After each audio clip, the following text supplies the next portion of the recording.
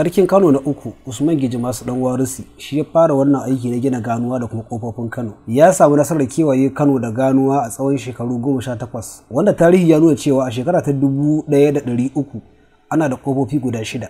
Sai a ƙarni na 15 zamanin Sarki Muhammadu Rumba aka ƙara ƙofofi guda 4, sannan zamanin Sarki na Zaki aka ƙara ƙofofi guda 3. Masana tarihi sun bayyana cewa bayan zuwan Turawa sai aka ƙara ƙofofi guda 2, wato ƙofar famfo da sabuwar ƙofa. Masanin tarihin na Jami'ar Bayero ta Kano da Tijjani Muhammad Naniya ya yi mana ƙarin bayani kamar haka. An kafa su ne a yanayin ƙasa wacce take shimfiɗaɗɗiya. Sadarwa tana da sauƙi.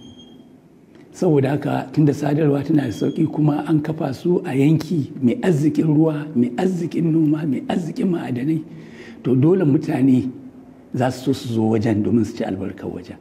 Wannan sai kawo za a iya kawo farmaki na yaƙi. Waje da yake a shimfiɗa baka da tsaro, to dole sai ka ƙirƙiro kanka tsaro. Tsaron da za ka yi shine kai wa kanka katanga, ka kare kanka. To shine asalin yin badala. To kuma in ka yi badala, ka yi katanga ka rufe, in ba hanyar wucewa ai sai ya zama kuma matsala. To shi yasa aka yi kofofi. Sannan ya bayyana cewa masu tsaron kofofi sadaukai ne, dakarun jarumai ake sakawa. Jarumi ne, kamar kwamanda ne na soja, kuma akwai sojoji a ƙarƙashinsa. Saboda su ne suke zama, shi yasa duk wajen kofa za ka ga cewar akwai gidaje na sarkin kofa da kuma dakarunsa. Ko da wata matsala za ta kawo daga nan za a kawo Kano farmaki, to kafin a kai kuwa a kawo sojoji sosai, to su sojojin da yake tare da su za su yi maganin abin. Duba da tarihin kofar Nasarawa, Sarki Muhammadu Rumfa shi ne ya gina wannan kofa a cikin aikinsa da ya na faɗaɗa birnin Kano. Amma a wancan lokacin ana kiranta kofar kewaye. Sarki Abdullahi Dan Dabo shi ya canza sunan wannan kofa da kofar kewaye ta kuma kofar Nasarawa bayan hawansa da ya yi kujerar mulki da shekaru 11. A sanda ya je ya yi bikin buɗe gidansa na Nasarawa, a hanyar sa komowa gida ya biyo ta wannan kofa. Da ya zo daidai wannan kofa sai jalin zamu ya sauka. Sannan ya umarci liman aka yi addu'a aka shafa. Ana kammala wannan addu'a sai ya ce a rika kiran wannan kofa da sunan kofar Nasarawa. Wannan abu ya faru a shekara ta 1866 miladi. Sarkin kofar Nasarawa na yanzu Ibrahim Ahmadu Ismail ya mana ƙarin bayani game da yadda tsaron kofar Nasarawa yake da kuma aikin sarkin kofar Nasarawa.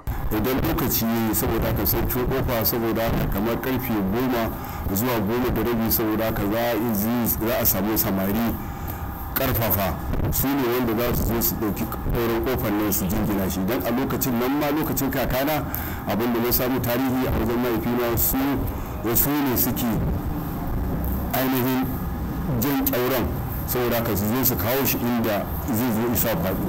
Idan suka kawo shi saboda haka aka rufe, saboda ka ji sarkin kofar shi zai sa kwaɗo ya kulle, saboda haka ba za a buɗe ba sai gari ya waye.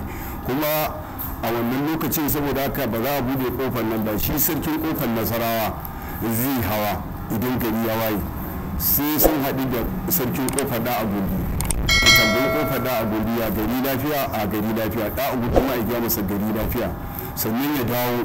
Idan ya dawo sannan ya sake hawa saboda haka ita sai sun haɗu da sarkin kofar mata. Ya haɗu da sarkin kofar mata, ya kofar mata gari lafiya, a kofar Nasarawa gari lafiya.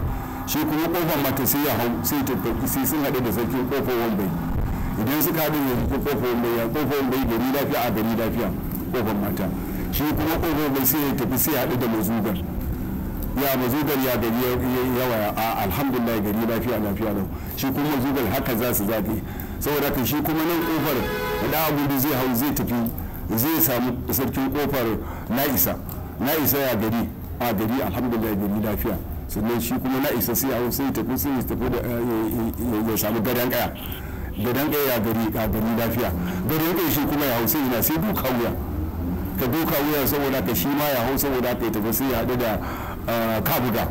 To haka gaba ɗaya suke ciwo to gari ya kwan lafiya, saboda ka to shi ke in gari ya waye, saboda haka sai su ji hakiman da suke karkashin su ai kowa ya kai rahoton cewar ai gari lafiya, ba wani mahali, ba labarin cewar wasu mahara da sun kawo hari ko kuma wasu mayaka ko kuma a wani abu ya faru da ba.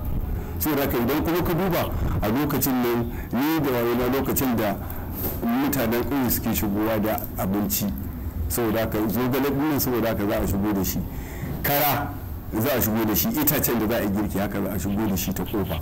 saboda ka sarkin kofa sai ya yi cakin saboda ka ba abin da zai zo yi samu mutanen birni a kawo su wani abu sannan mutane su shige.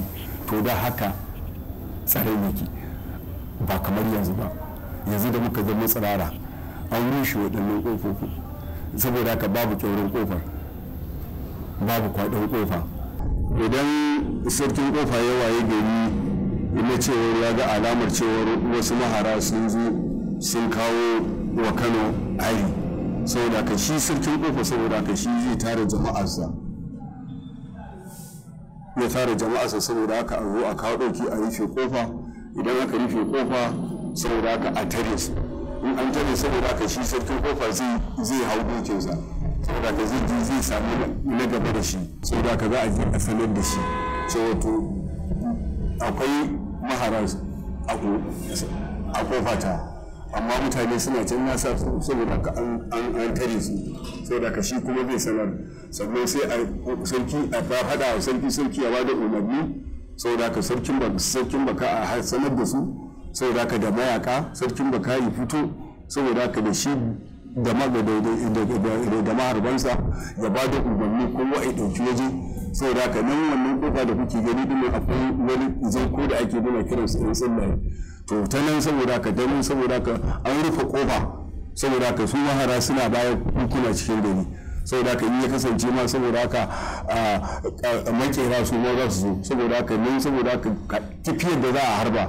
sai an ziga ta tukunna a makera ta yi ja idan ta yi ja sannan a bawa maharbi sannan ya ja ya harba idan ya kai harbi in bai samu mutum da kudokinsa ya samu saboda haka an yi masa illa saboda haka to da Kano a haka take amma yanzu mun zama tsirara babu kofofi saboda haka kowa shigo da yake kaga wannan shi ne ainihin yadda kakannin suke zama lafiya ka kama taga yake saboda haka ta kiwon wasu ke an yawa za a harba saboda haka kifiyar ta tafi saboda haka ai kaga in ka duba bayan badala ai za ka samu rami ko da ruwa yana nan to ne amfanin wannan saboda haka ita wannan ana kiranta tarmahara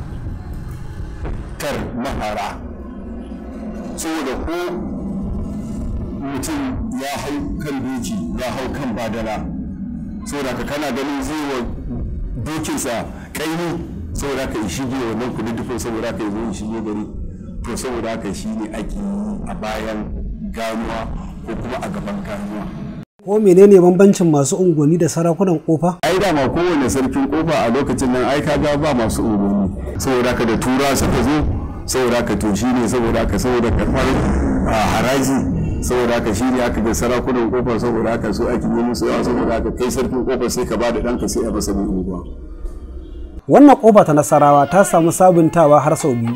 Na farko lokacin gwamnan Kano Audu Bako a shekarar 1972 sai kuma na ƙarshe an yi shi lokacin injiniya Rabi'u Musa Kwankwaso a shekarar 2015.